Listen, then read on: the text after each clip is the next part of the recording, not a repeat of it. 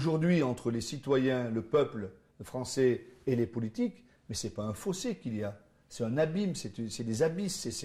Aujourd'hui, on a l'impression que ce n'est pas réconciliable. Et pourtant, moi qui suis un optimiste, je reste persuadé qu'il est possible de retisser les liens, retisser le fil entre les Françaises et les Français, entre les citoyens et les politiques. Pour cela, il faut plusieurs choses simples. Un, c'est l'exemplarité dans les comportements.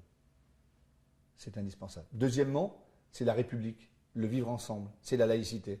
Là-dessus, il ne faut pas tergiverser, il faut y aller comme cela. Et puis après, troisièmement, nous en avons parlé, il faut que le discours qui est prononcé soit compréhensible. Et surtout, quatrièmement, mais c'est le chapeau qui remet tout cela, il faut donner du sens à l'action politique. Pourquoi vous faites cela? Est-ce que ça, c'est important? À quoi ça va servir? Combien ça coûte? Pourquoi mes impôts sont là-dedans? Il faut répondre à ces questions.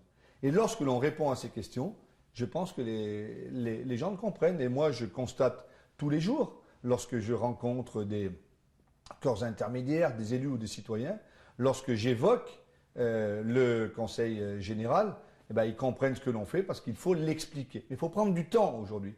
Une décision, ce n'est pas le vote en assemblée départementale. Ça n'a aucun intérêt. C'est la suite. Et non seulement c'est la suite, mais c'est avant. C'est-à-dire qu'au moment du vote, il faut qu'il y ait une phase préalable d'explication. Pourquoi on va faire ça? D'information.